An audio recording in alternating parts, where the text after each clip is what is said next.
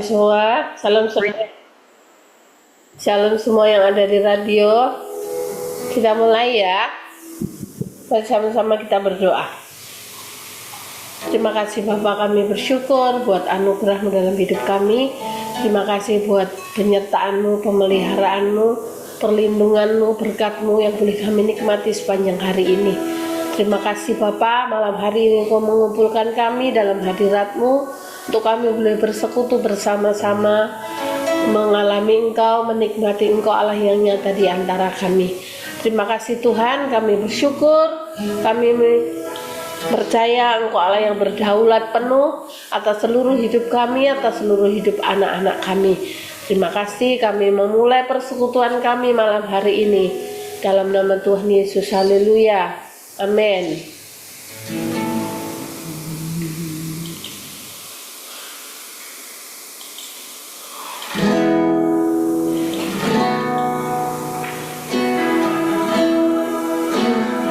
Tuhan, Kau sungguh besar,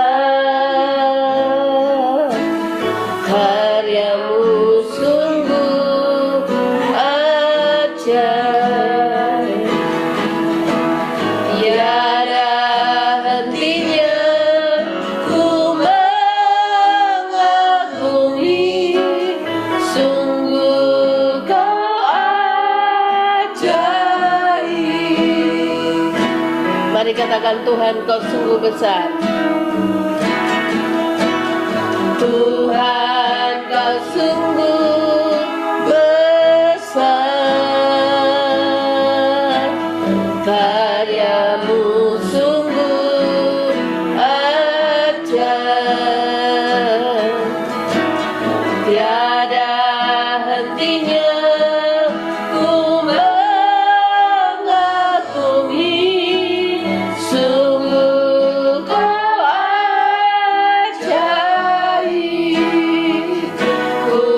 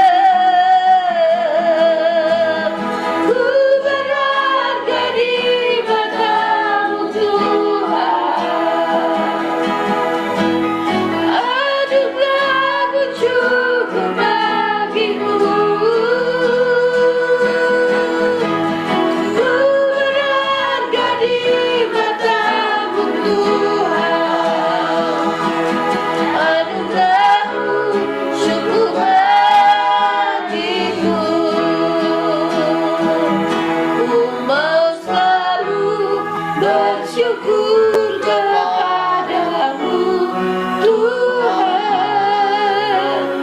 anugerah-Mu mempesonaku.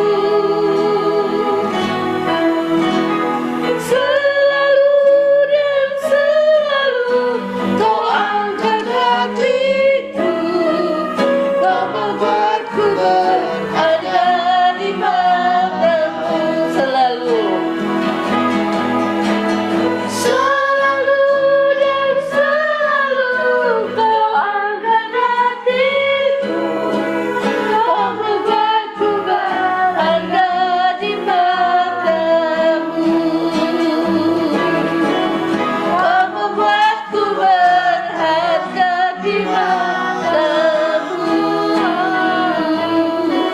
Kau membuatku berharga di matamu.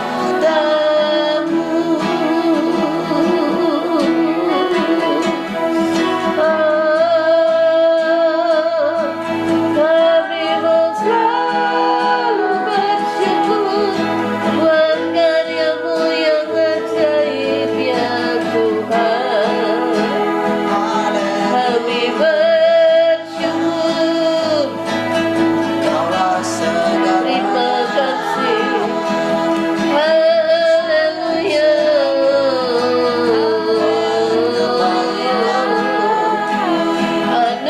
Anugerah-Mu mempesona kami ya Tuhan. Kami berharga di matamu. Kami berharga dalam pandangan-Mu. Terima kasih Tuhan. Haleluya. Terima kasih Tuhan.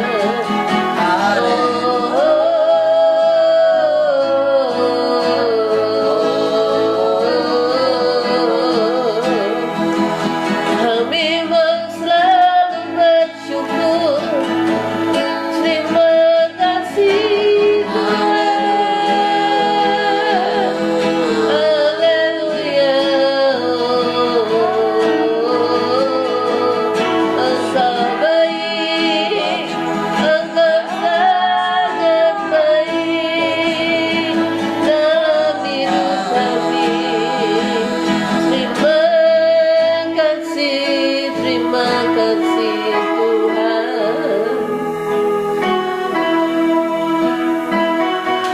Engkaulah jalan kebenaran dalam hidup kami Tuhan. Terima kasih.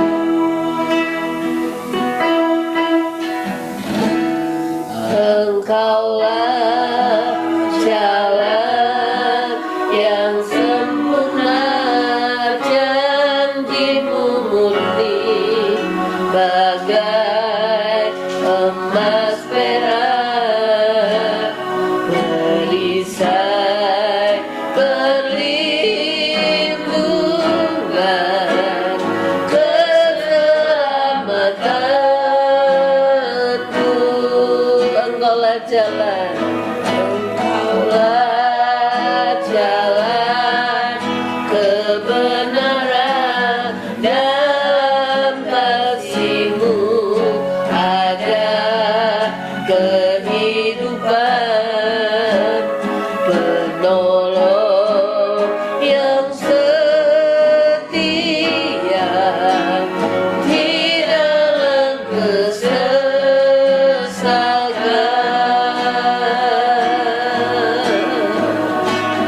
Bagaikan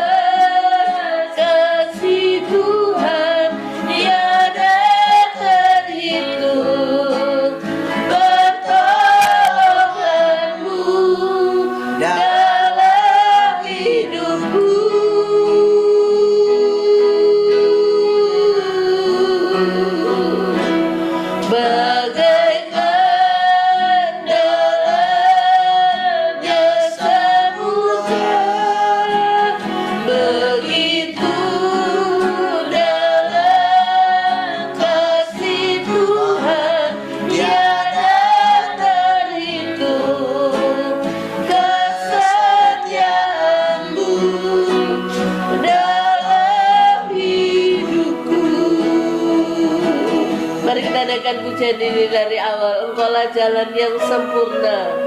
Engkaulah jalan yang sempurna, janjimu murni bagai emas merah, perisai perlindungan, keselamatanku. Engkaulah jalan kebenaran, dalam kasih-Mu ada kehidupan,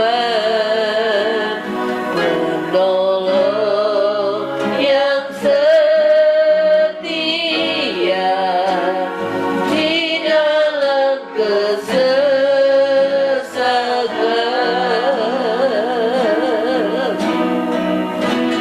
Bagaikan langit yang membentang, begitu luas kasih Tuhan, tiada terhitung pertolongan-Mu dalam hidupku.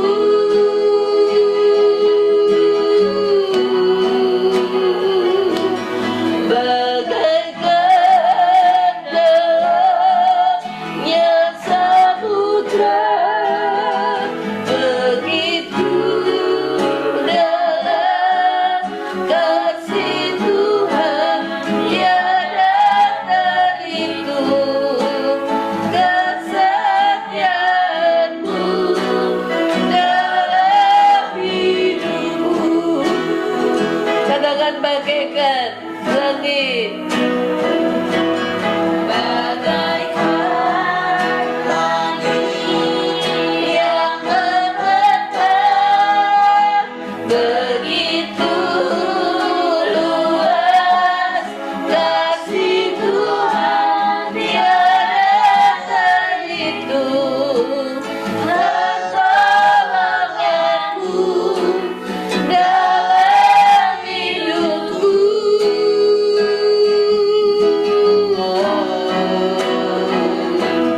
Bagaikan dalamnya samudra, begitu dalam kasih Tuhan, tiada terhitung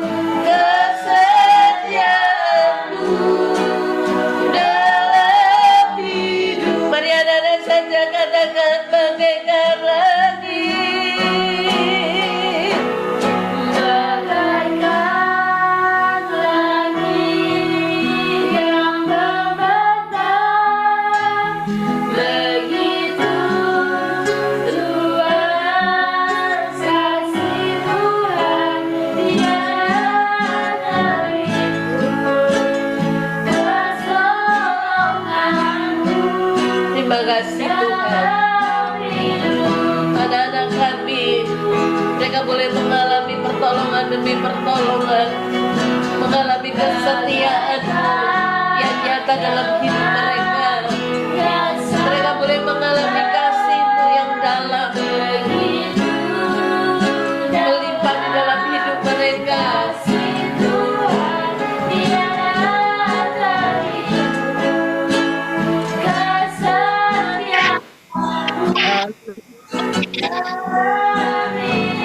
Bersama-sama kita katakan bagaikan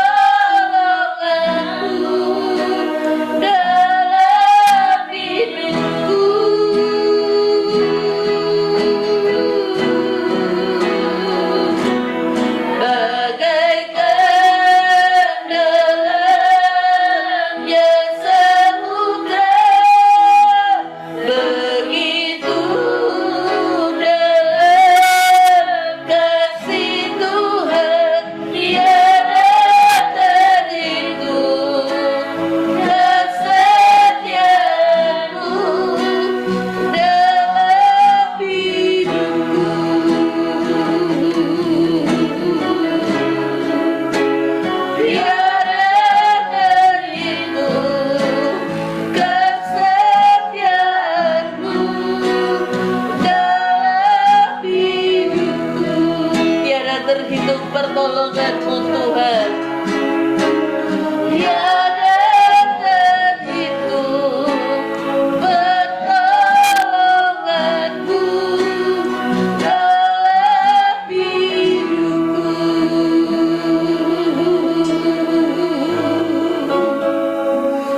Haleluya. Bagaikan langit yang membentang, demikian luas kasih-Mu bagi kami Tuhan. Bagaikan dalamnya samudra, demikian dalamnya kasih-Mu bagi kami. Terima kasih, kami bersyukur buat cinta-Mu, buat kasih sayang-Mu bagi kami Tuhan. Kami bersyukur, terima kasih. Tiada terhitung pertolongan-Mu, tak dapat kami hitung apa yang sudah Kau lakukan bagi kami.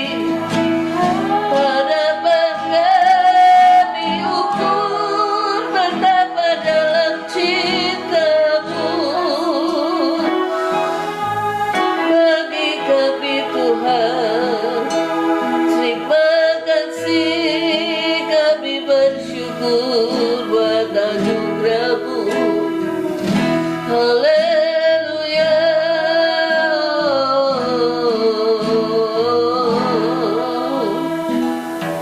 Terima kasih. Terima kasih Tuhan. Engkau Allah yang baik. Engkau Allah yang sangat baik bagi kami. Terima kasih buat kasih-Mu. Terima kasih buat anugerah-Mu yang Kau limpahkan dalam hidup kami. Kami boleh merasakannya, kami boleh menikmatinya setiap hari. Betapa luasnya kasih-Mu bagi kami, betapa dalamnya cinta-Mu bagi kami. Setiap hari kami boleh menikmati itu Tuhan dalam langkah hidup kami setiap hari. Kami bersyukur kalau kami masih boleh menikmati anugerah-Mu, menikmati kasih-Mu, cinta-Mu yang melimpah dalam hidup kami. Kau sangat-sangat baik. Kasih dan sayang-Mu yang Kau limpahkan dalam hidup kami, itu yang menarik kami untuk kami terus memiliki kerinduan untuk bersekutu dengan Engkau. Memiliki kami kerinduan untuk boleh mengalami Engkau Allah yang nyata di tengah-tengah kami. Terima kasih Tuhan. Pertolongan demi pertolongan sudah kami nikmati, sudah kami alami setiap hari dalam hidup kami. Tidak dapat kami hitung luasnya kasih-Mu, tidak dapat kami ukur dalamnya cinta-Mu, tidak dapat kami selami Tuhan. Engkau Allah yang nyata bagi kami. Terima kasih, terima kasih. Terima kasih Tuhan. Kami bersyukur. Engkau sangat-sangat baik. Engkau sungguh-sungguh baik. Terima kasih buat pilihan-Mu atas hidup kami, atas hidup anak-anak kami. Engkau Allah yang telah memilih kami. Engkau Allah yang juga memberi kekuatan bagi kami untuk kami mengalami Engkau, mengalami firman-Mu setiap hari dalam hidup kami, untuk kami terus memandang Engkau. Terima kasih Tuhan, kami bersyukur. Sukacita-Mu melimpah di dalam kami. Kami mau bersukacita bersama-sama dalam hadirat-Mu. Mari semua kita yang bersukacita sama-sama kita katakan. Amin.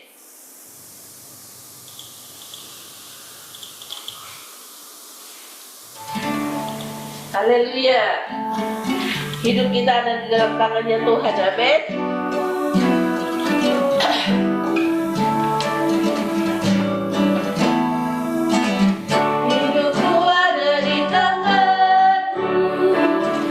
Kau beri rencana yang terindah.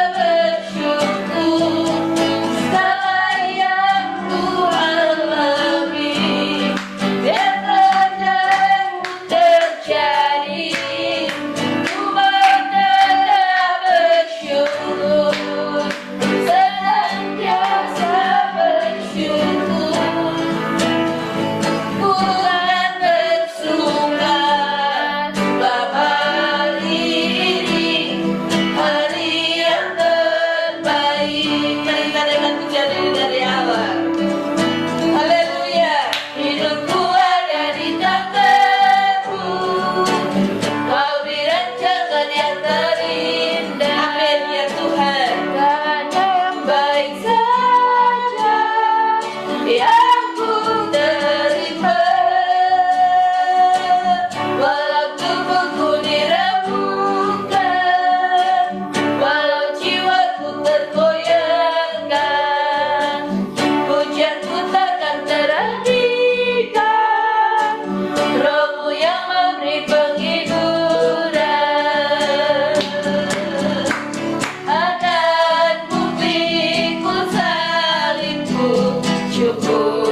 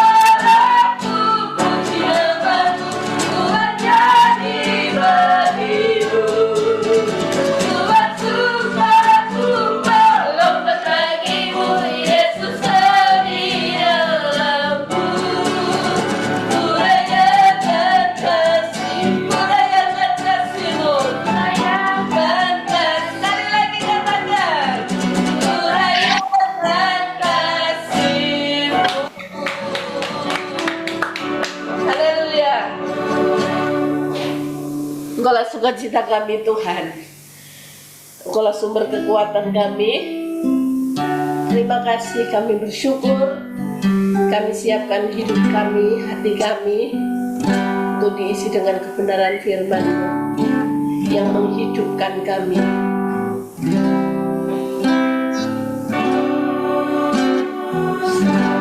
Tiada yang dapat ku genggam, wajahku menggenggam tangan-Mu.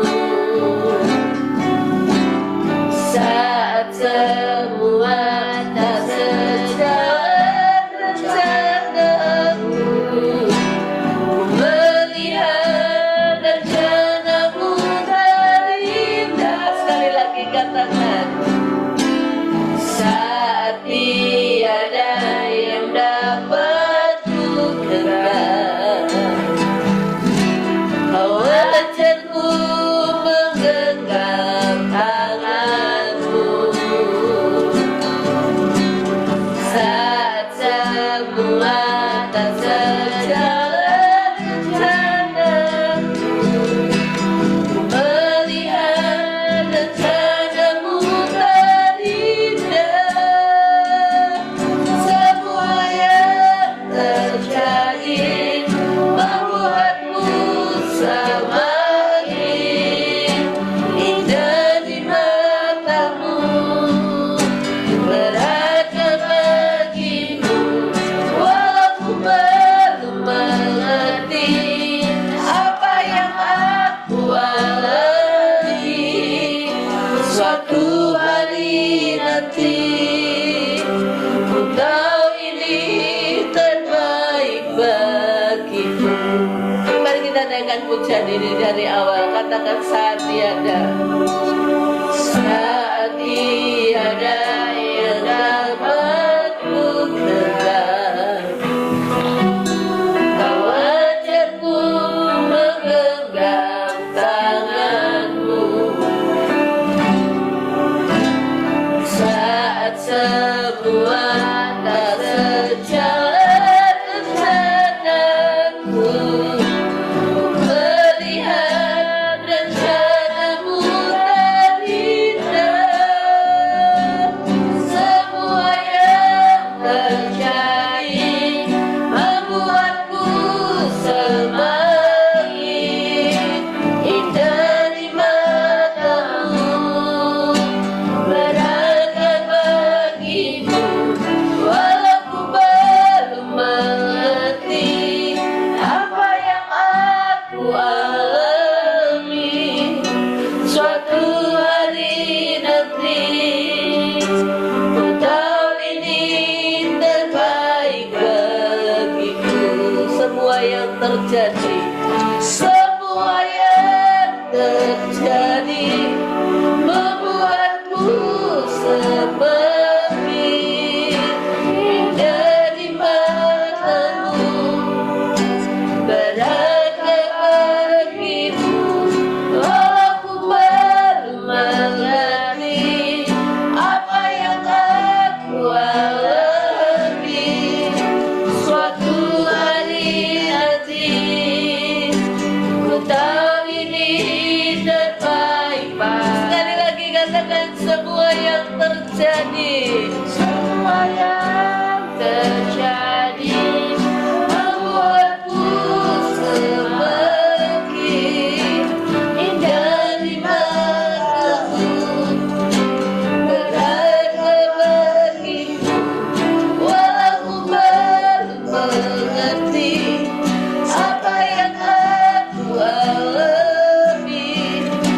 Suatu hari nanti ku tahu itu terbaik bagiku. Suatu hari nanti, suatu hari nanti ku tahu ini terbaik bagi. Suatu hari nanti,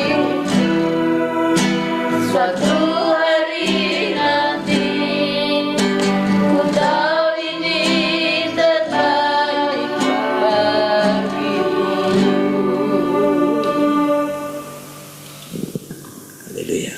kasih Tuhan, kami bersyukur. Haleluya. Terima kasih Tuhan buat segala pimpinan dalam hidup kami. Engkau terus memimpin kami Tuhan, mengajari kami, melimpahi kami dengan hidup-Mu Tuhan. Dari hari ke hari Engkau menerangi hati kami Tuhan, sehingga kami dapat mengerti perkataan-perkataan. Terima kasih Tuhan, kami bersyukur Engkau terus menuntun kami Tuhan. Mari silakan kembali Tuhan, Kau mengajari kami tundukkan pikiran hati kami. Terpujilah Tuhan, haleluya. Mari semua yang merindukan Tuhan sama-sama katakan amin.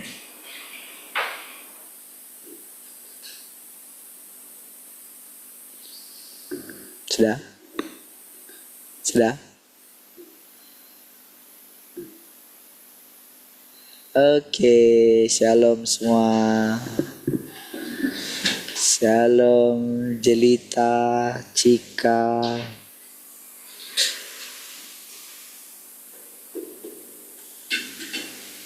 Inang udah.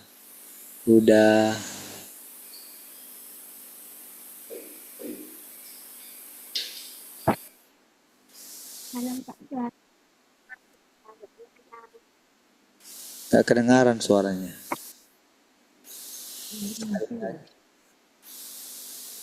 Salam Pak Cuaca semuanya, selamat malam. Selamat malam.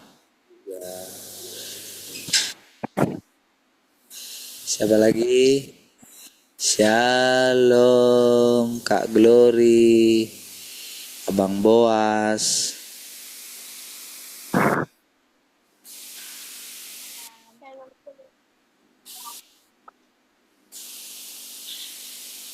Nggak kedengaran juga suaranya. Coba sekali lagi. Salam semuanya.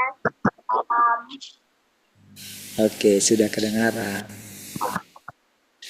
Shalom Kakak Esther, Bang Tian, Bang Justin. Salam tulang, salam semuanya, selamat malam. Salam tulang, salam semuanya, selamat malam.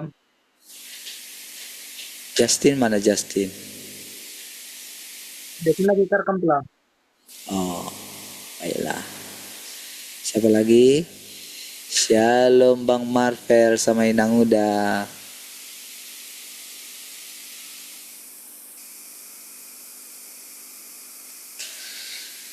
Shalom semuanya, selamat malam.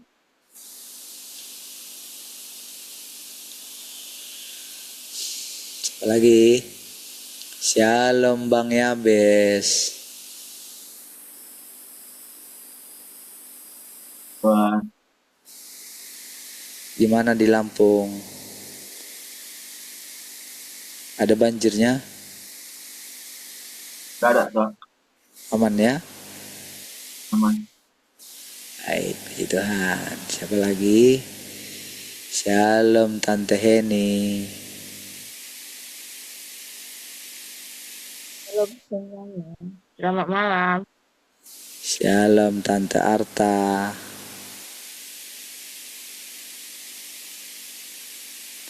Halo, selamat malam. Gak usah tunjukkan anduknya itulah. Baik. Shalom yang di radio. Sepertinya ada Pak Dedi. Ya. Shalom Pak Dedi. Siapa lagi satu lagi? Boleh komen ya. Baik, puji Tuhan. Semangat semua. Haleluya. Baik. Mari kita coba lanjutkan yang tadi pagi ya.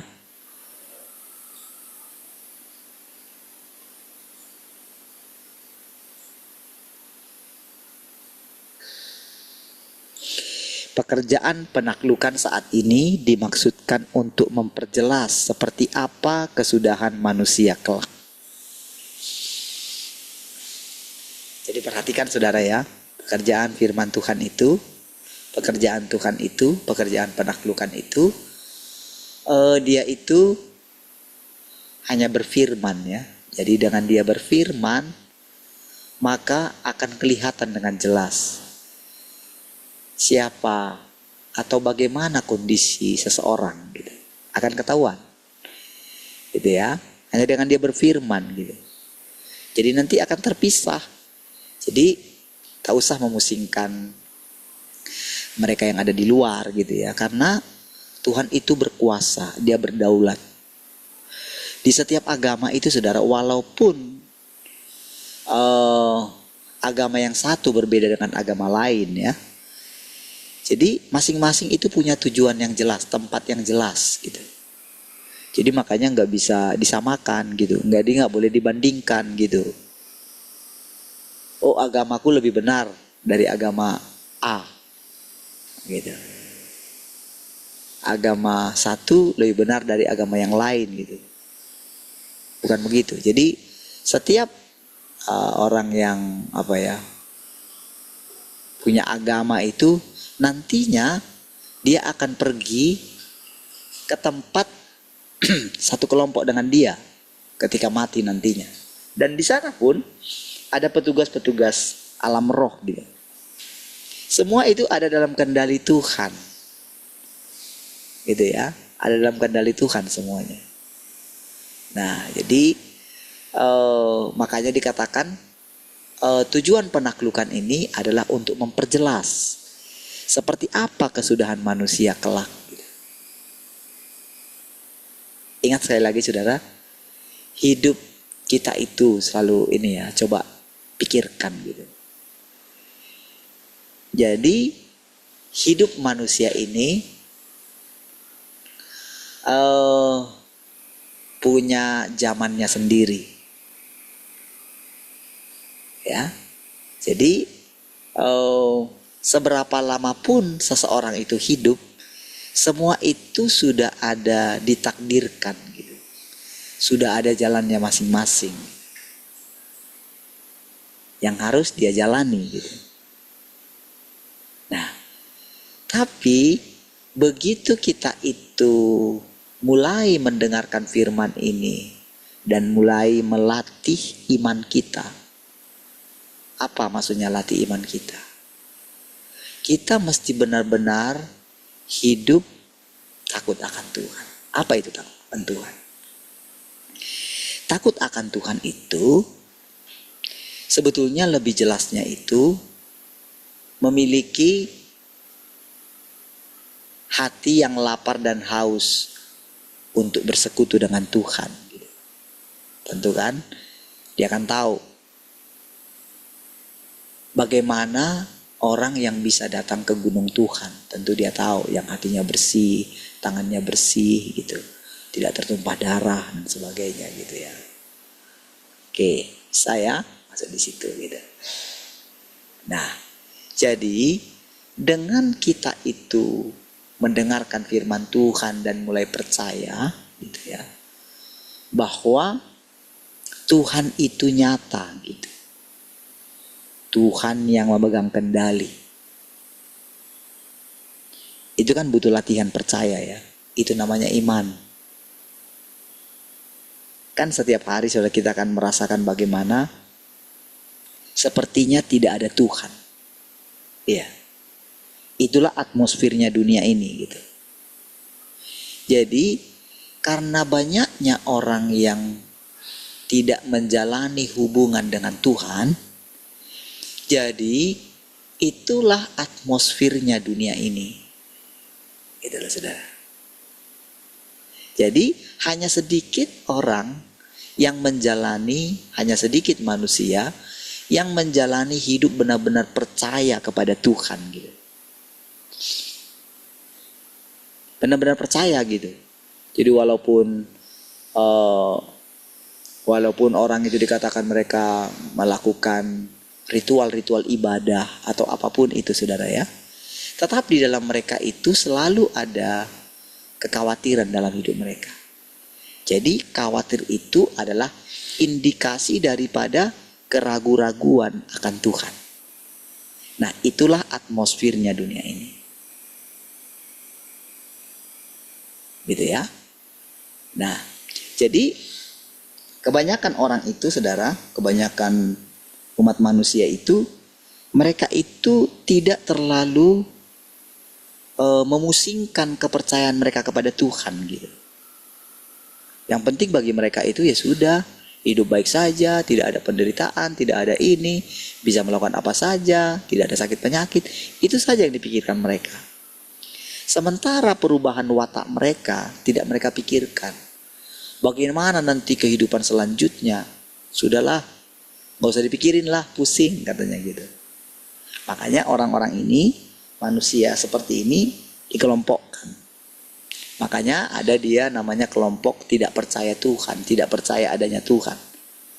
Apakah dengan mereka tidak percaya adanya Tuhan menandakan kalau Tuhan itu tidak ada? Tidak kan?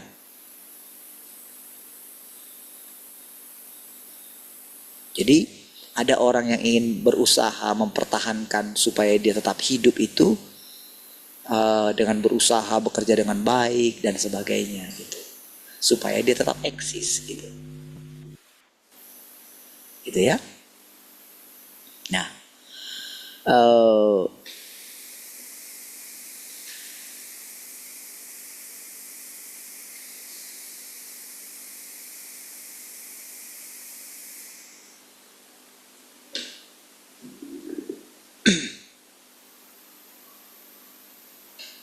bentar ya.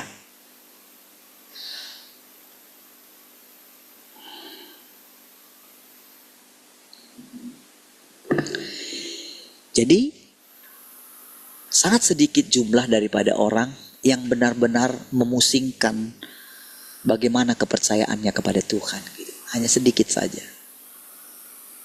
Gitu. Nah, itulah sebabnya atmosfer ini yang membuat kita yang ingin benar-benar, kan sesudah kita mendengarkan firman Tuhan ini kan setiap hari saudara, firman itu kayak apa namanya, kayak nusuk jantung kita gitu, nusuk hati kita gitu. Rasanya kan kita selalu merasa tidak apa ya, tidak pernah merasa layak di hadapan Tuhan gitu. Membuat kita itu terus mau datang sama Tuhan. Apalagi nih Tuhan gitu. Rasanya kita pengen mundur tapi kita dengarkan lagi firman Tuhan. Kita merasakan bagaimana nyatanya Tuhan itu membuat kita ya gak berani mundur. Karena kita yakin, entah kenapa dari mana keyakinan itu. Keyakinan dalam hati kita itu selalu makin bertambah tiap hari gitu. Makin bertambah gitu keyakinan kita. Kita gak tahu kenapa bisa begitu. Tentu saja saudara itu karena firman Tuhan. Tapi bagaimana prosesnya kita tidak tahu gitu. Tapi itulah yang terjadi dalam diri kita gitu. Sehingga saudara, sekalipun kita ini sebetulnya sama di hadapan Tuhan semuanya gitu ya. Tidak ada pengecualian sebetulnya. Gitu ya. Sebetulnya kita sama. Satu dengan yang lain gitu. Jadi semua kita ini kita itu bisa melanjutkan hubungan kita dengan Tuhan. Sebetulnya itu tergantung bagaimana kita sungguh-sungguhnya mencari Tuhan. Tolonglah kalian nyanyiin satu lagu. Kamu main gitar gitu.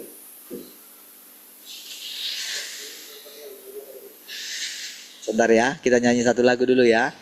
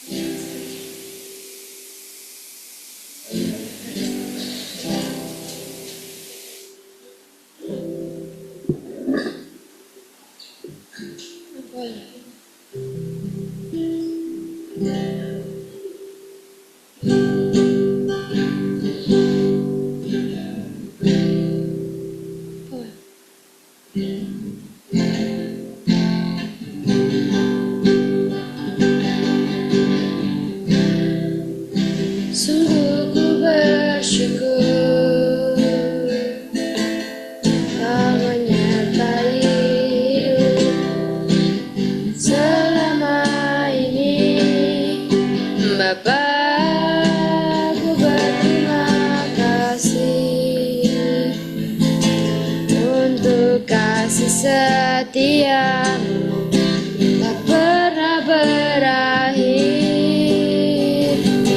Aku ada di sini karena Tuhan baik dan teramat baik bagiku.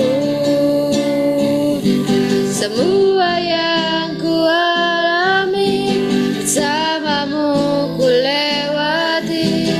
Indahnya kasih Tuhan seperti pelangi sehabis hujan.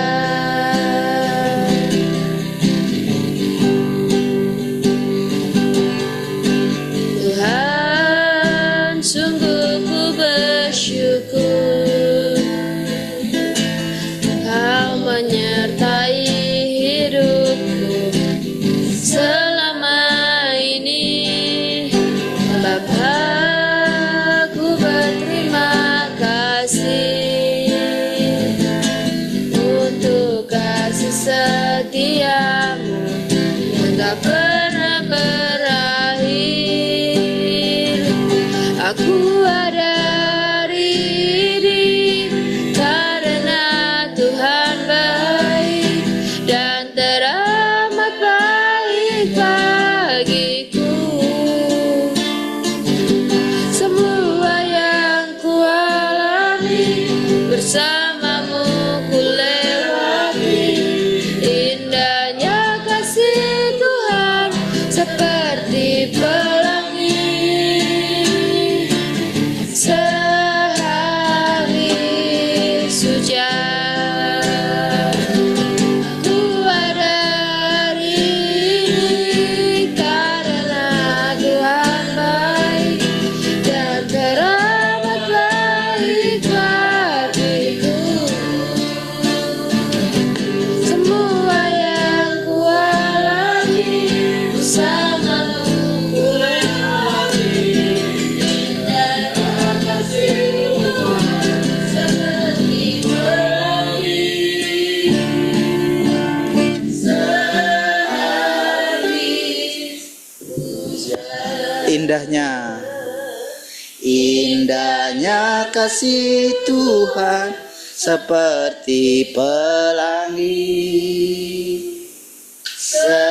sehabis hujan. Baik, mari kita lanjutkan ya. Perhatikan saudara, sekali lagi saya katakan tadi, bagaimana dikatakan pekerjaan penaklukan itu adalah untuk memperjelas seperti apa kesudahan manusia kelak gitu. Jadi kenapa dipakai kata manusia gitu ya? Jadi sebetulnya firman ini sebetulnya siapa saja yang menemukan nanti firman ini gitu. Siapa yang akan membaca firman ini gitu ya. Di kemudian hari gitu ya. Maka firman ini menjadi seperti keberadaan Tuhan gitu. Jadi dengan firman Tuhan ini, disinilah sebetulnya apa yang dikatakan selanjutnya ya. Perhatikan, saya baca dulu ya. Mengapa dikatakan bahwa hajaran dan penghakiman saat ini adalah penghakiman di hadapan tahta putih yang besar pada akhir zaman. Kan kita seringkan mengetahui masa kedatangan Tuhan yang kedua kali itu kan ada namanya pengadilan tahta putih gitu. Orang membuat interpretasi. Tapi bagaimana kita bisa mengerti itu kalau dalam pikiran kita itu nanti? Jadi gak bakalan pernah manusia itu, atau itu kan biasanya kan adalah di kalangan orang Kristen biasanya kan, karena itu adalah kitab Wahyu gitu. Nah, sementara dari yang kita mulai renungkan ini sekarang gitu, bagaimana setiap orang itu kan akan mencapai nanti tahta pengadilan putih itu gitu. Bagaimana caranya? Apanya yang diadili? Kan masing-masing kan orang punya kesalahan gitu. Karena kan kelihatan. Berbeda, macam-macam orang itu berbeda saudara kesalahannya. Semua. Para bapak-bapak akan diadili, ibu-ibu juga diadili, anak-anak juga diadili. Ya kan?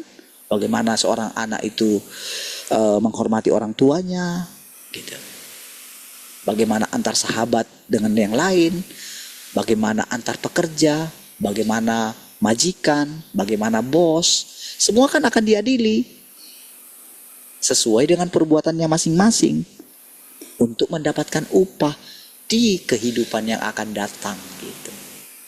Masing-masing kan orang kan tentu akan masuk dalam kehidupan karena kan dia berlanjut terus.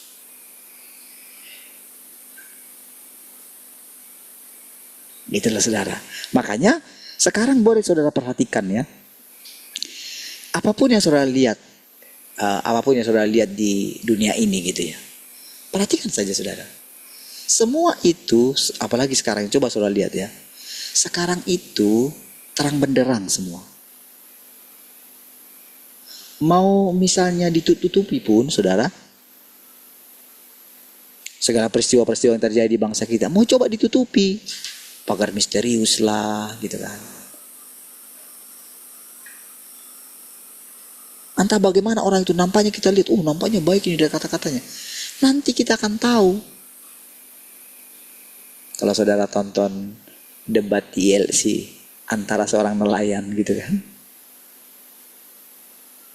Dia seorang nelayan tapi pintarnya dia itu bisa ngajari orang yang sangat pintar loh saudara. Iya, saya tuh heran, nelayan loh dia. Tapi bacaannya, waduh, hebat juga bacaannya, nelayan loh. Dan saya boleh melihat saudara, dia bagaimana bisa bicara itu ya, hebat ya. Udah tua, wah itu. Tergantung apakah murni hatimu katanya kayak gitu. Waduh, kamu punya motivasi nggak? Kalau motivasi murni, kamu pintar katanya.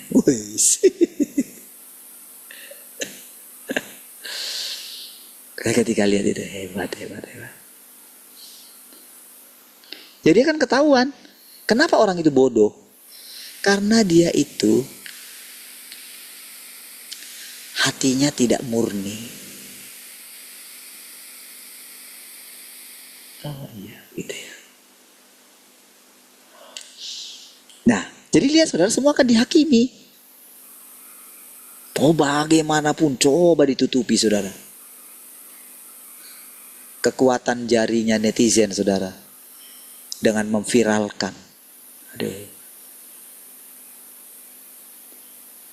Saya boleh membayangkan saudara, bagaimana seorang Presiden Prabowo ya, yang sebetulnya memang pintar. Tapi karena dari ucapannya, karena untuk dia bisa naik menjadi presiden itu kan, dia harus mengikuti saran yang sebelumnya. Karena memang dia lihat kekuatannya. Tapi tahu nggak saudara? Dengan sekarang ini saudara ya, mau tidak mau dia harus kembali ke jati dirinya. Memang orang pintar. Dia mengetahui banyak bahasa saudara. Dan dia ngomong bisa bahasa lancar. Dan cara berpikir dia, cara dia bicara, itu sangat disegani saudara. Iya, bukan hanya di Asia Tenggara saudara. Memang sudah dikenal di dunia.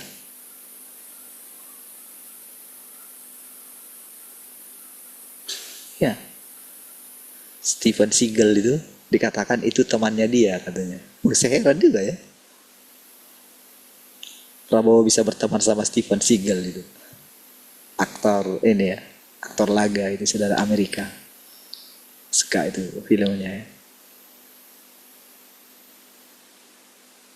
Saudara, dengan seseorang itu kembali kepada jati dirinya, disitulah kita melihat pemerintahan Tuhan, saudara. Iya. Jadi ternyata saudara, apa yang selama ini terus kita tekuni gitu ya, ternyata itu menciptakan satu atmosfer. Sama seperti yang tadi saya katakan saudara, dunia ini membentuk atmosfer tidak adanya Tuhan. Tidak percaya Tuhan gitu loh. Atmosfer ini. Oh saudara, orang yang bangga sekali dengan pekerjaannya, dengan segala hartanya saudara. Oh dia itu akan merasa, hidup itu enak gitu. Karena dia punya segala sesuatu. Dia gak perlu mikirin utang, segala macam gitu ya. Sudah bagus. Ya sudah punya keluarga, punya anak-anak gitu kan. Bisa menyekolahkan anak-anak dengan baik. Wah. Tetapi kalau mereka itu ditempatkan nanti menjadi orang miskin. Ingat saudara Lazarus dan orang kaya? Itu hanya ganti nasib loh saudara. Iya, sama-sama mati kan pada akhirnya kan? Oh, nggak diceritakan di sana bagaimana karena percayanya Lazarus kepada Tuhan maka dia diangkat. Tidak, itu masalah keadilan. Jadi di setiap agama itu, di setiap kepercayaan ada keadilan. Iya, kalau dia melakukan kepercayaannya kepada Tuhan, dia beribadah, dia percaya sama Tuhan, dia sembahyang, dia apa gitu. Iya, dia memiliki takut akan Tuhan, dia tidak akan mengalami pukulan yang banyak. Sama. Nah, jadi bedanya dengan kita yang mulai mengikuti Tuhan yang sejati. Jadi itu tidak sama. Tidak sama dengan orang yang menjadi orang Kristen. Kristen itu agama. Gitu. Tapi kali ini saudara, memang iya. Kalau kita ditanya, ya apa agamamu? Ya Kristen lah, gitu kan. Oh, usah kita bilang, oh agamaku bukan, nggak ada gunanya itu. Tapi dalam kehidupan inti kita itu berlatih percaya sama Tuhan. Jadi kita menjalani hidup ini bukan karena yang kita lihat dengan mata kita. Bukan karena kita lihat kita punya harta, kita sudah punya rumah, kita punya kendaraan, kita punya apa, kita punya pekerjaan yang baik. Bukan itu. Tapi karena percaya kita sama Tuhan. Lihat, jadi latih. Jadi walaupun rasanya hidupmu sulit, rasanya banyak sekali pertanyaan dalam hidupmu gitu ya. Rasanya engkau menderita dalam hidup ini gitu. Engkau bandingkan dirimu dengan orang lain. Orang lain kan enak ya hidupnya ya. Orang yang belum menikah, dia lihat, dia bandingkan dirinya. Orang lain yang sudah menikah gitu kan. Enak ya kalau punya istri ya gitu misalnya. Yang gak punya anak juga begitu. Enak ya kalau punya anak. Sementara yang sudah menikah, ketika dia menjalani kehidupannya sebagai seorang yang menikah, kalau dia punya ingin bebas gitu, enak juga yang gak menikah ya. Kadang bilang begitu juga. Jadi saudara, dalam perjalanan kita ini saudara, dalam perjalanan kita apa saja yang kita jalani gitu ya, firman Tuhan inilah yang akan menuntun kita dari hari ke hari. Iya. Sehingga nanti benar-benar saudara akan mengerti apa artinya percaya sama Tuhan. Saudara akan melihat dengan jelas apa artinya Tuhan berdaulat atas segala sesuatu. Akan tahu artinya. Dengan segala peristiwa-peristiwa yang terjadi di depan kita. Bencana kah? Wabah kah? Sakit penyakit kah? Dan mungkin kita mengalami satu dua hal daripada keadaan itu. Tetapi dari situ kita akan belajar bahwa ternyata hanya orang yang benar-benar mengandalkan Tuhan. Tentu saudara mengandalkan Tuhan itu kan latihan ya. Latihan loh saudara, nggak asal-asal. Jadi hanya orang yang mengandalkan Tuhan ini yang akan tetap eksis nantinya. Hanya orang yang takut akan Tuhan. Tuhan itu ada di lubuk hati kita yang paling dalam dia. Ada di sumbernya langsung. Bukan apa yang kita keluarkan, bukan apa yang kita ucapkan yang dilihat oleh Tuhan, tapi apa yang ada di dalam hati kita. Gitu loh. Jadi kalau ada ketakutan-ketakutan di dalam, kekhawatiran-kekhawatiran, kemunafikan-kemunafikan di dalam, itulah yang disasar oleh Tuhan terus gitu. Makanya saudara, dengan kita mendengarkan firman ini saudara, disitulah kita itu akan mengetahui di mana Tuhan berada. Gitu. Akan mengetahui di mana Tuhan ada. Di mana Tuhan tinggal. Disinilah kita akan mengetahui apa artinya hidup yang telah ditetapkan oleh Tuhan. Barulah di sini, saudara. Makanya yang benar itu adalah setiap hari kita itu harus memiliki rasa lapar dan haus akan Tuhan. Dalam setiap keadaan. Mau musim panas, mau musim hujan, mau musim dingin, mau musim panas, mau musim kemarau. Di segala keadaan. Dalam keadaan enak, dalam keadaan tidak enak, kita tetap harus memiliki rasa lapar dan haus akan Tuhan. Inilah yang dikecualikan oleh Tuhan. Ini dipisahkan, saudara. Saudara kan dipisahkan. Saudara nanti yang akan mengerti apa sorga yang sesungguhnya. Jadi, sorga itu terbagi-bagi gitu. Sesuai dengan kepercayaan orang. Jadi begitu diberitahukan tentang kerajaan sorga, maka mereka berusaha memasuki sorga itu. Tapi tentu sorga yang dimaksud itu sesuai dengan apa yang mereka dengarkan.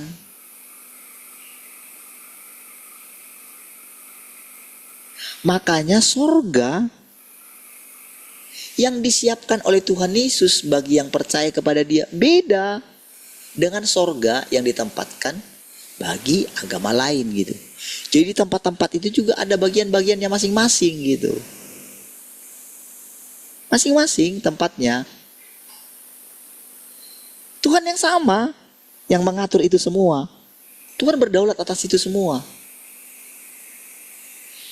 Jadi begitu kita mendengarkan firman yang terbaru sekarang, inilah yang terus mengikuti Tuhan, yang setia mengikuti anak domba itu, saudara.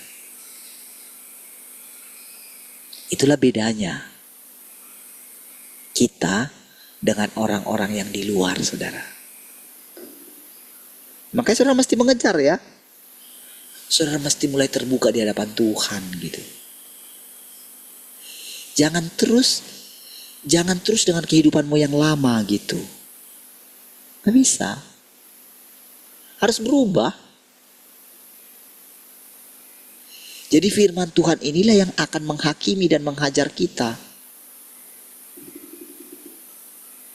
Setelah kita dihakimi, disitulah baru kita tahu nanti tempat kita di mana. Gitu ya, boleh pahami ya? Tahap demi tahap ya.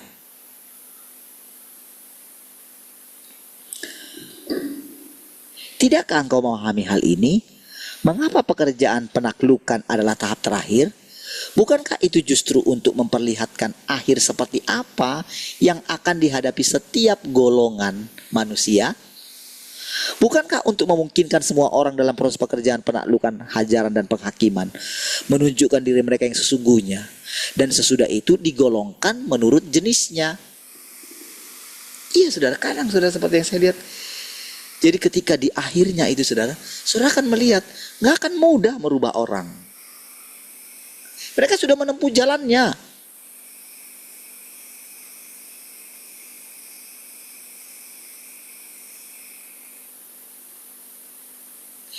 Dia tidak akan mau menempuh jalan yang baru lagi. Karena apa? Sepanjang hidupnya dia tetap di dalam kepalsuannya gitu. Iya. Jadi kalau orang yang terus membuat dirinya itu supaya dia itu kelihatan baik di hadapan orang, sementara kehidupan aslinya tidak seperti itu, akan sangat sulit diubah di masa tuanya. Akan sangat sulit. Kalau bukan sejak dari awal orang itu melatih imannya di hadapan Tuhan. Iya. Dan akan jelas nanti perbedaannya. Jalan yang kita pilih.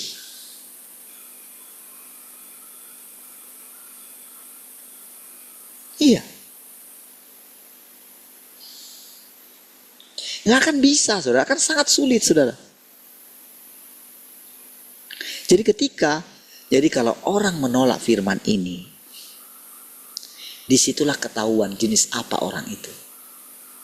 Gitu loh, saudara. Di situ ketahuan. Diri saudara akan ketahuan. Apakah engkau sungguh-sungguh percaya sama Tuhan? Dari situ akan ketahuan. Kadang kita masih bersembunyi, bisa bersembunyi gitu. Adalah. Tapi nanti engkau akan mengalami kekeringan rohani. Mau tidak mau, engkau datang lagi kepada Tuhan, kan? Iya. Datang lagi sama Tuhan. Itu ya Tuhan. Kita baca lagi firman-Nya. Dari firman-Nya itu kita kita lihat lagi diri kita. Aduh Tuhan, gimana sih jadinya ini sebetulnya.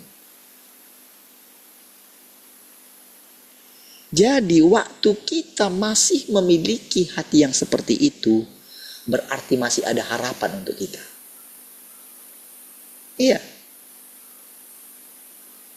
Jadi walaupun nampaknya Tuhan itu tidak jelas kelihatan kan, tapi dengan firman ini Tuhan menjadi sangat jelas. Dia ada tepat di hatimu, di sumber hatimu yang paling dalam. Iya, engkau yang tahu kan? Saudara yang tahu. Penipuan-penipuan, kelicikan-kelicikan, kerusakan di dalam diri kita, engkau yang tahu. Bagaimana ketika engkau takut kalau engkau diperhadapkan dengan kesulitan, kan engkau yang tahu. Bagaimana engkau menolak penderitaan. Bagaimana engkau muak dengan kemiskinan. Oh Tuhan tahu. Bagaimana rasanya engkau bermimpi, ingin seperti orang lain, bisa menikmati hidup gitu ya. Bisa pergi kemana-mana gitu kan. Tuhan tahu itu.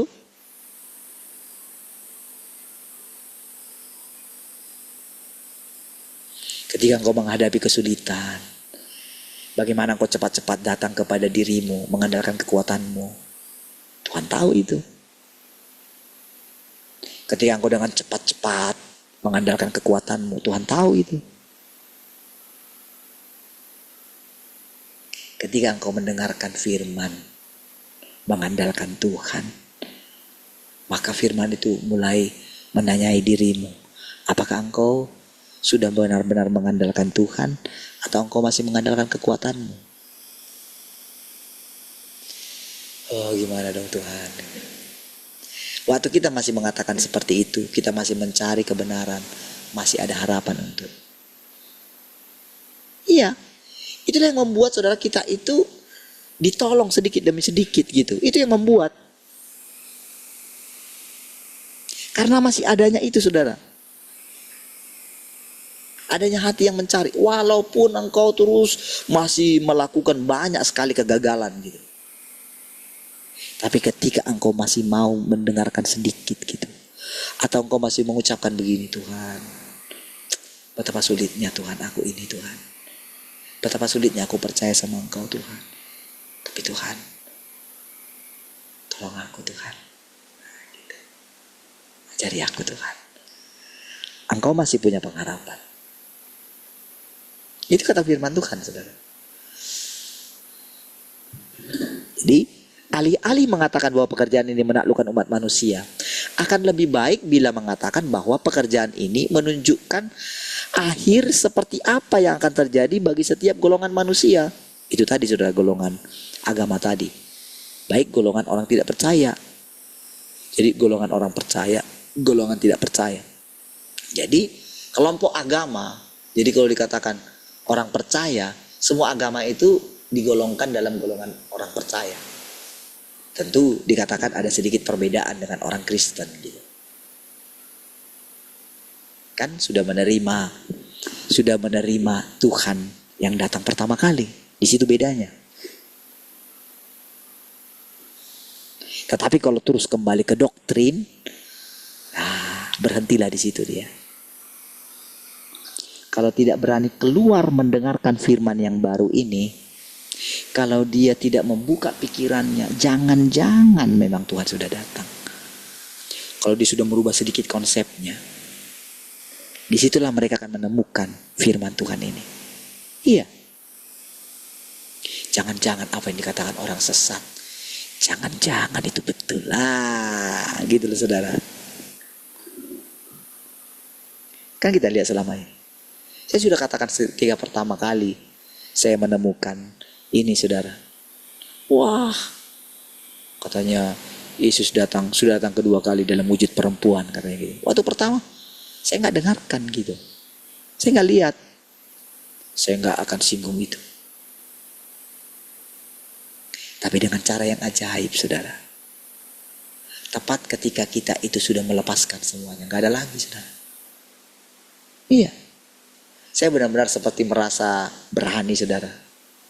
Tidak mengajarkan lagi pelajaran kita yang dulu saudara. Tepat di saat seperti itulah saudara. Tuhan itu datang saudara. Dan kita lihat sampai dengan sekarang. Iya. Selalu ada saja saudara. Hal-hal yang baru yang Tuhan nyatakan kepada kita setiap hari. Membuat kita kan dari hari ke hari kan makin hidup karena Tuhan kan. Iya kan? Kita tidak lagi kan terlalu ritual-ritual kali kan.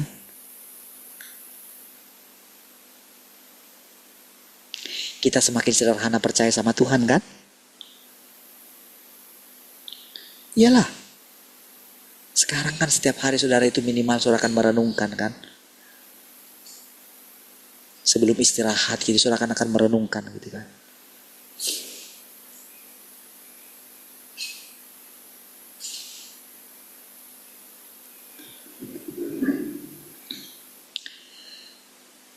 Ini adalah tentang menghakimi dosa manusia dan kemudian mengungkapkan berbagai golongan manusia.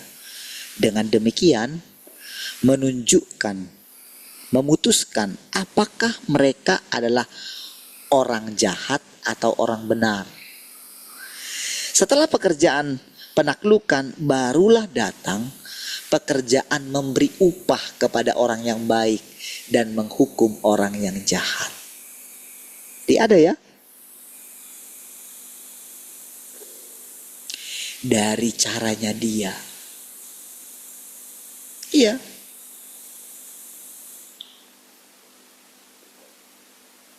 Apakah orang itu adalah golongan orang benar atau golongan orang jahat?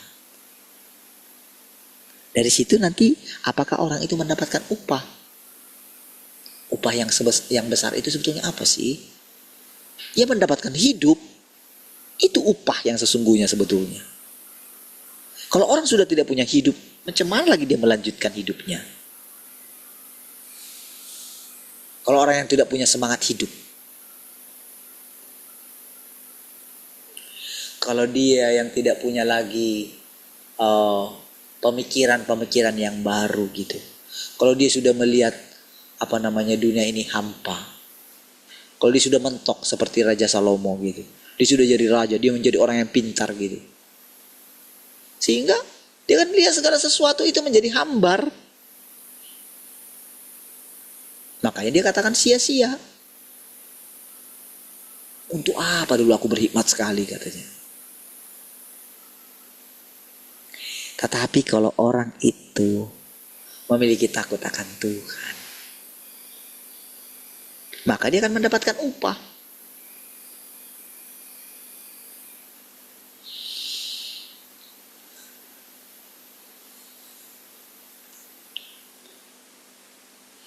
Orang yang taat sepenuhnya artinya ditaklukkan sepenuhnya, akan ditempatkan pada langkah berikutnya untuk menyebarkan pekerjaan Tuhan ke seluruh alam semesta. Yang tidak ditaklukkan akan ditempatkan dalam kegelapan dan ditimpa malapetaka. Demikianlah manusia akan digolongkan menurut jenisnya. Para pelaku kejahatan digolongkan bersama orang jahat.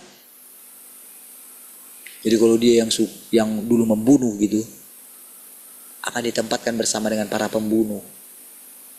Yang dia suka berbohong akan ditempatkan di antara pembohong. Iya, saudara.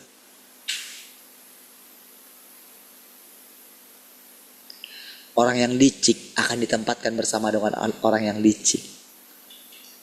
Orang yang pelit akan ditempatkan bersama dengan orang yang pelit. Iya. Akan dipersatukan. Iya.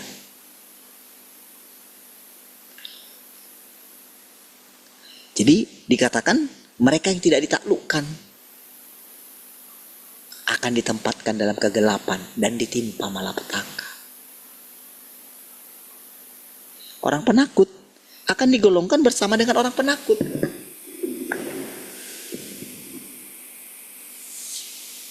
Kalau nanti datang lagi wabah gitu, waduh, saudara akan lihat benar-benar orang yang takut. Wah, kalau kita ingat dulu saudara, waduh, benar-benar saudara, hanya untuk mengatakan coba lepaskan maskermu, bisa jadi musuh saudara. Iya, perasaan gak ada salah saya sama orang itu ya, tapi kok saya kalau ketemu sama dia gitu kayak gimana gitu.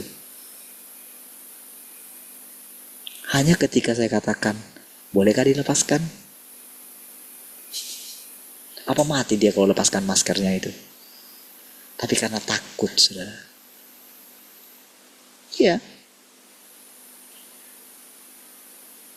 Jadi saudara, seperti itulah nanti orang saudara, munafik.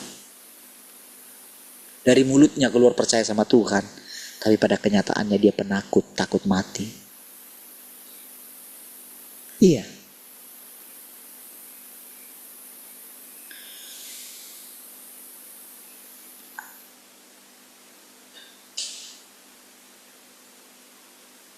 Demikianlah manusia akan digolongkan menurut jenisnya. Para pelaku kejahatan digolongkan bersama orang jahat tanpa pernah lagi mendapatkan sinar matahari. Dan orang benar digolongkan bersama orang baik untuk menerima terang dan hidup selamanya dalam terang itu. Nah, saudara, itulah cikal bakal bagi kelompok ini, saudara. Saudara mesti percaya itu. Saudara mesti percaya kalau hidup yang kita jalani ini akan terus mengalami perubahan. Kalau di dalam diri saudara ada kehambaran, ada tawar hati gitu ya, kembalilah kepada firman Tuhan. Baca firman Tuhan lagi. Baca lagi. Buka. Kalau engkau belum tahu, jadi kalau saudara lihat, saya sudah melihat ada berapa buku ini saudara ya. Sudah banyak sekali saya baca gitu.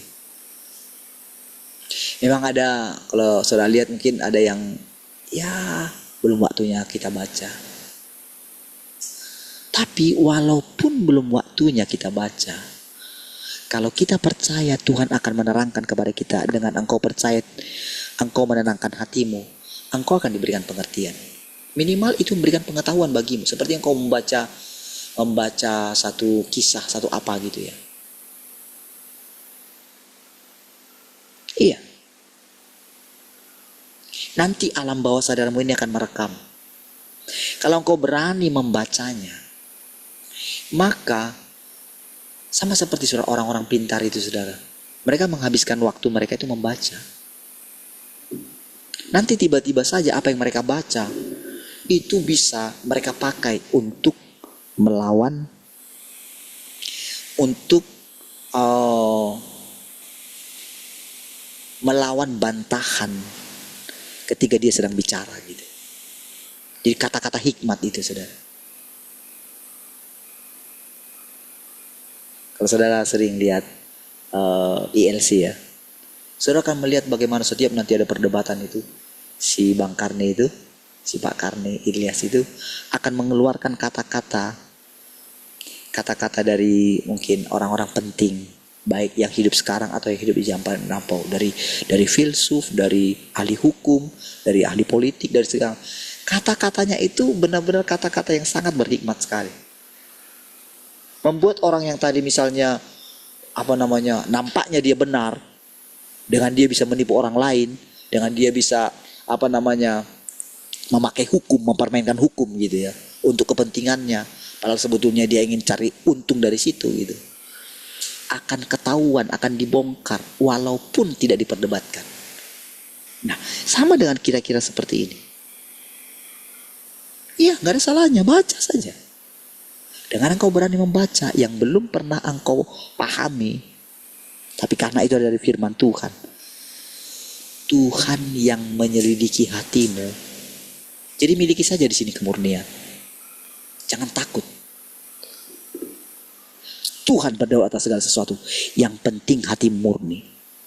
Itu saja yang perlu kita miliki. Bukan yang lain. Itu namanya takut akan Tuhan. Percayakah engkau Tuhan itu berdoa atas hidupmu?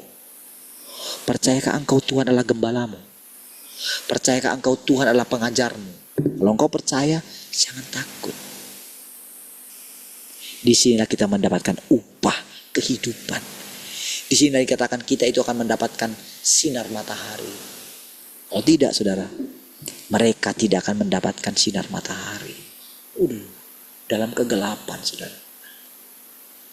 Hidup dalam kebimbangan, tidak tahu kemana mau pergi. Di situ-situ saja, tidak bisa melihat lagi. Ya.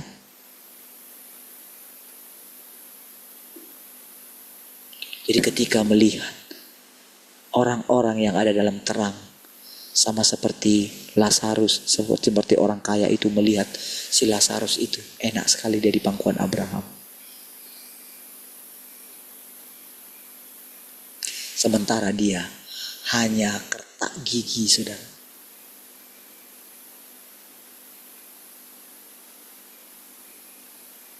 Dia hanya meratap dan kertak gigi. Dia harus menjalani satu kehidupan sampai pada akhirnya dia itu bisa menjalani kehidupan yang sangat bertolak belakang dari hidupnya yang dulu, saudara. Iya. Kalau selama dia di alam roh, dia tidak menjalani kehidupan selanjutnya. Wah, disitulah siksaan itu, saudara. Nanti, ketika di kehidupan yang akan datang, ketika dia diizinkan hidup kembali di dalam tubuh generasi berikutnya, disitulah dia mengalami kehidupan yang berbeda dari yang dulu.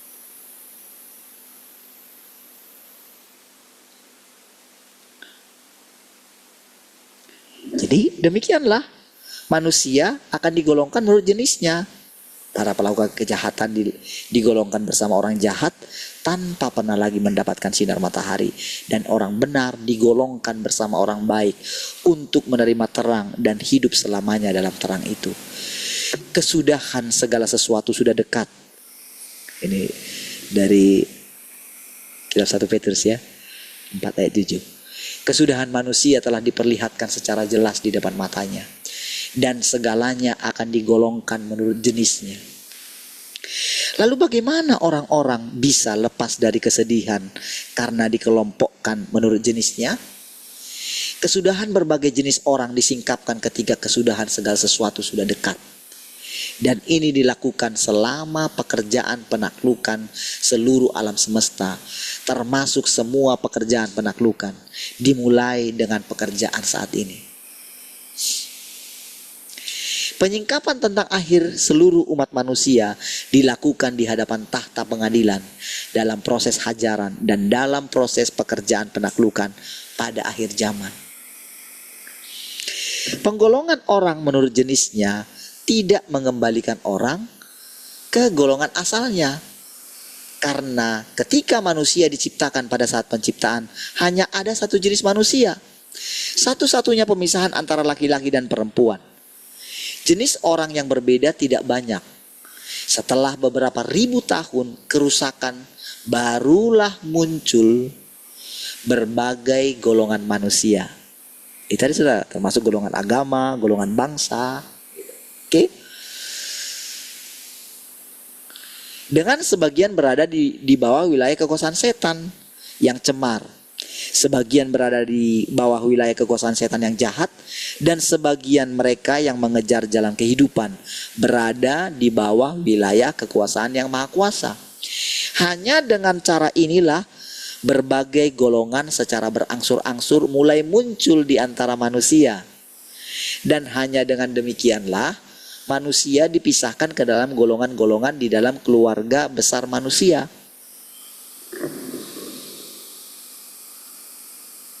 Makanya sampai dikatakan keturunan sinaga merah katanya gitu. Oke? Itu golongan setan yang paling jahat gitu. Nah, iya pakai tubuh manusia. Semua orang memiliki bapa leluhur yang berbeda. Tidak semua orang sepenuhnya berada di bawah kekuasaan yang maha kuasa. Karena manusia terlalu memberontak. Tapi ingat saudara ya, walaupun dikatakan begitu, bukan berarti Tuhan tidak berdaulat atas semua golongan tadi. Berdaulat dia semua. Wah, ada yang yang bisa melawan kedaulatan Tuhan gitu. Semuanya itu dalam koridor kuasa Tuhan gitu. Tetapi yang satu tadi itu ya tidak dipedulikan sama Tuhan. Hanya yang dipedulikan sama Tuhan yang di bawah kekuasaan yang maha kuasa. Itu saja.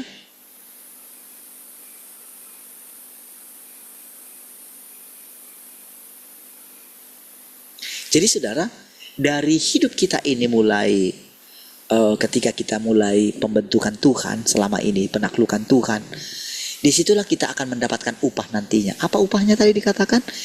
Kita akan menjadi orang yang dipakai oleh Tuhan untuk memberitakan Injil, katanya gitu.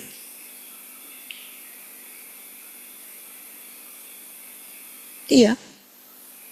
Pasti saudara ketika kita sudah mencapai itu, disitulah kita itu akan mengalami namanya kedaulatan Tuhan dalam hidup kita. Akan mengalami hidupnya Tuhan itu.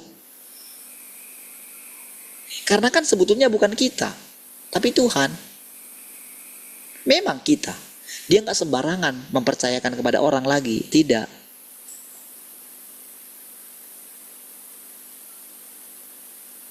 Iya. Disitulah kita itu mendapatkan hidup yang terus berlimpah-limpah.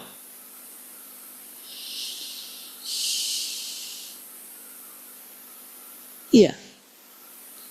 Karena sekarang upah kita itu bukan lagi kehidupan sementara, tapi kehidupan kekal. Kehidupan kekal itu hidup selama-lamanya, saudara.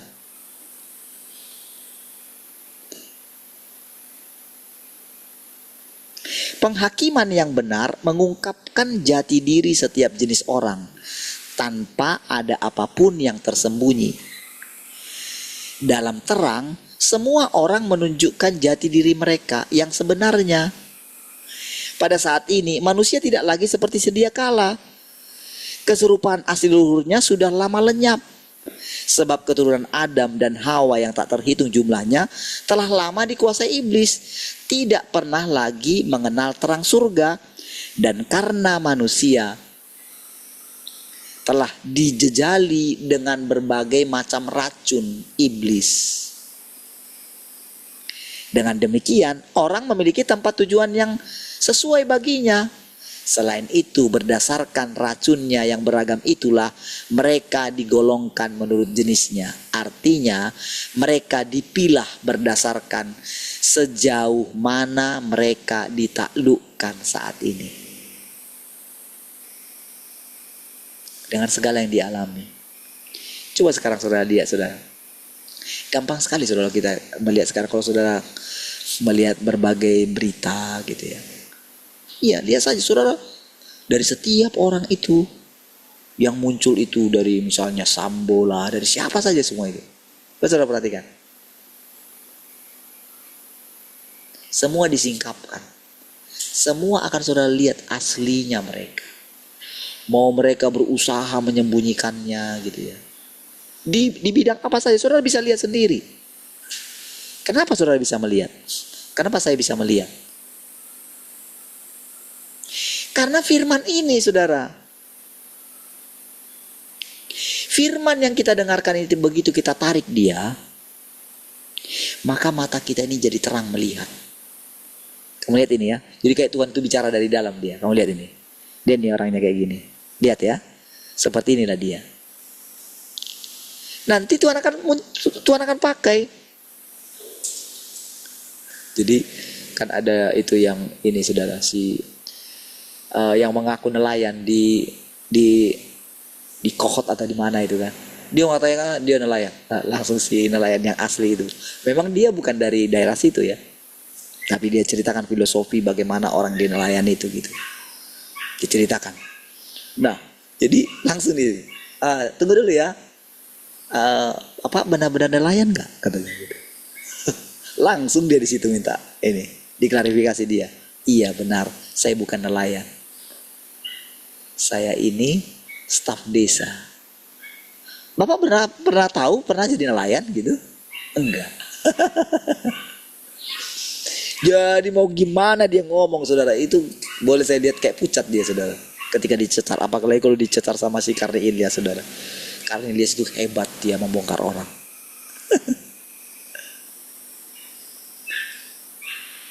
Dari situ saudara saya lihat, iya ya Tuhan ya, kok nyata sekali ya. Padahal saudara kita hanya mendengarkan firman Tuhan loh terus saudara. Entah kenapa, tanpa sadar, tanpa kita sadari, firman Tuhan itu kayak kita lihat sendiri bagaimana firman Tuhan yang kita dengarkan itu menyingkapkan segala sesuatu. Iya. Yang tadinya kita pikir, kalau terus bangsa kita ini kayak gini ya, terus gimana lah ya kalau kayak gini gitu. Sekarang berubah loh saudara. Yang tadinya itu kayak di bawah kekuasaan yang lama, si Pak Prabowo ini saudara. Sekarang beda loh. Dia tahu saudara. Dia kan harus memasukkan menteri-menteri yang masih di bawah kekuasaan yang lama gitu kan.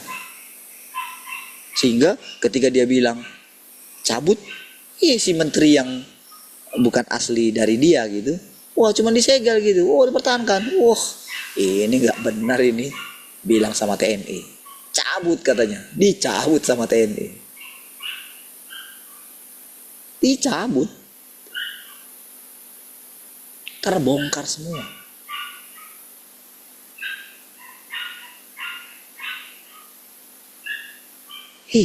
Kenapa bisa seperti itu?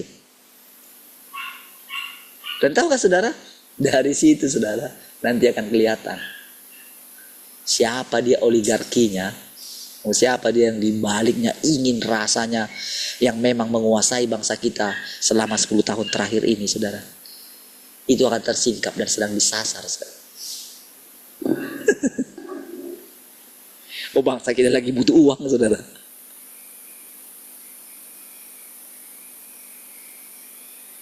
Iya. Dan untuk menunjukkan bagaimana dia itu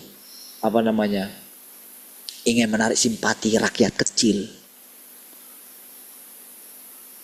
Ada beberapa peraturan yang tadinya saudara mau menaikkan pajak itu saudara, dia ubah gitu.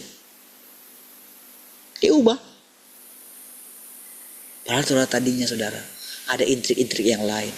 Kalau dia sampai menaikkan itu, mungkin akan turun nanti simpati daripada masyarakat ke dia gitu. Memang itu rencananya. Gitu saudara.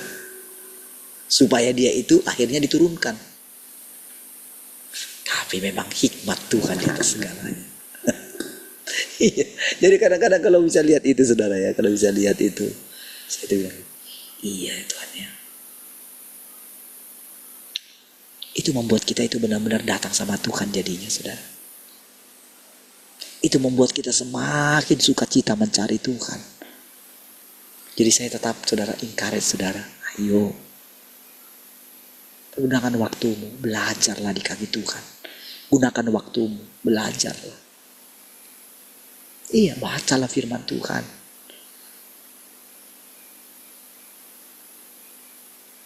Baca. Buka wawasanmu gitu loh.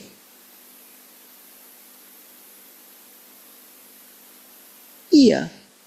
Jangan bilang, oh kan ibu-ibu gak perlu tahu saya apa yang bapak baca semua. Saya biarkan aja lah di Facebook aja lah. Jangan, saudara. Ini ilmu.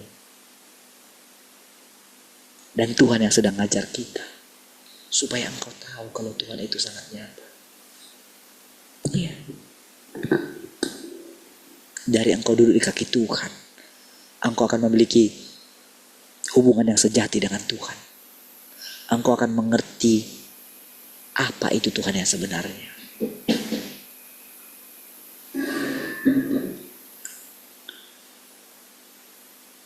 Akhir manusia bukanlah sesuatu yang telah ditentukan dari semula, sejak penciptaan dunia.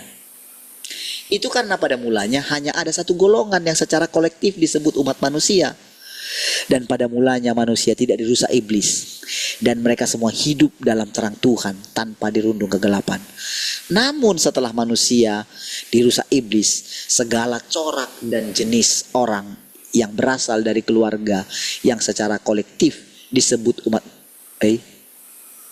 yang disebut umat manusia, yang terdiri dari laki-laki dan perempuan. Balik itu ya. Oh ya, betul ya. Mereka semua dituntun oleh para leluhur mereka untuk menyimpang dari leluhur mereka terdahulu. Umat manusia yang terdiri dari laki-laki dan perempuan, yaitu Adam dan Hawa pada mulanya leluhur mereka terdahulu, pada waktu itu hanya bangsa Israel yang kehidupannya dituntun oleh Yahweh.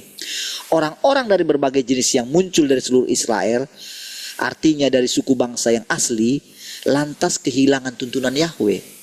Bangsa mula-mula ini sama sekali tidak mengetahui tentang masalah dunia manusia. Kemudian pergi bersama leluhur mereka untuk menduduki wilayah yang mereka rebut, yang berlanjut hingga kini.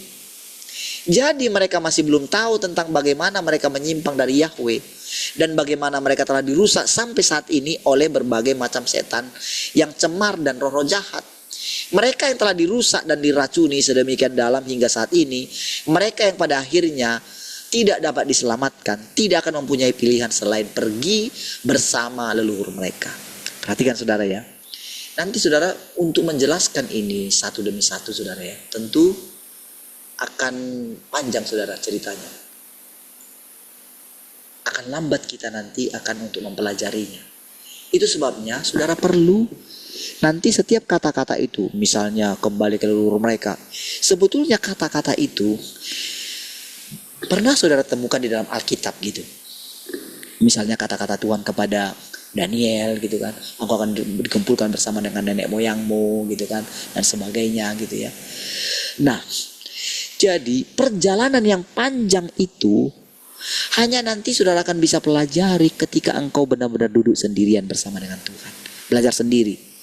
Terlalu banyak nanti yang mau saya jelaskan dari semua kata-kata itu tadi. Panjang sekali itu saudara yang mau dijelaskan. Tapi nanti setiap kata-kata itu di dalam bagian yang lain akan dijelaskan semua itu. Disitulah nanti alam bawah sadar saudara ini mulai akan terbuka. Disitulah saudara akan mendapatkan wawasan yang baru mengenai saudara. Disitulah saudara akan mengerti nanti gini. Oh, ini artinya dituntun oleh Tuhan ya. Gitu.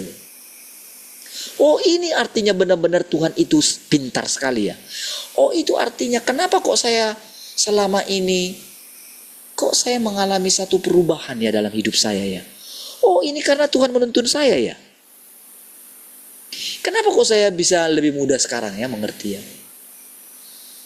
Disitulah saudara akan mengerti kenapa orang-orang, kalau saudara perhatikan orang-orang, kok dia bisa pintar bicara, kok seperti yang saya katakan nelayan tadi pintar ya. Sampai ada lagi satu yang mengatakan, Walaupun kami nelayan ya, itu bukan dia lagi yang ngomong. Itu ada di podcast yang lain. Walaupun kami nelayan, orang Banten nih bro katanya. Kami ini orang pintar-pintar bro katanya, walaupun kami nelayan. Jangan lihat karena kami nelayan. Ya. Ya jangan-jangan memang para nelayan itu S1 mungkin, S2 mungkin. Iya kan? Bisa saja. Oh, karena pekerjaan dia nelayan, lalu dia itu staf desa, lalu merasa si staf desa itu lebih pintar dari dia. Memang dia menyinggung gini. Saya ini staf desa, tapi pemikiran saya tidak sampai kepada pemikiran Bapak yang sejauh ini katanya. Makanya hatimu mesti murni, bos, kata dia di situ, saudara. Iya, saudara. Disitulah saudara nanti akan mengerti pola pikir saya seperti apa jadinya ketika mengalami perjumpaan dengan Tuhan ini. Disitulah saudara bersemangat dalam hidup saudara. Disitulah saudara tidak akan memandang, oh kalau saya ini ibu rumah tangga biasa gitu. Disitulah saudara seperti anak muda yang terus mau belajar. Haleluya. Baik, mari kita berdoa. Terima kasih Tuhan, kami bersyukur untuk persekutuan malam hari ini. Segala sesuatu dari Engkau, oleh Engkau, bagimu lah Tuhan segala kemuliaan. Kami bersyukur Tuhan, kami beristirahat malam hari ini, kami beristirahat dalam hadirat-Mu, supaya kami besok bangun dengan tubuh yang segar. Terpujilah Tuhan, haleluya, sama-sama katakan, amin. Ayo sekali lagi di foto.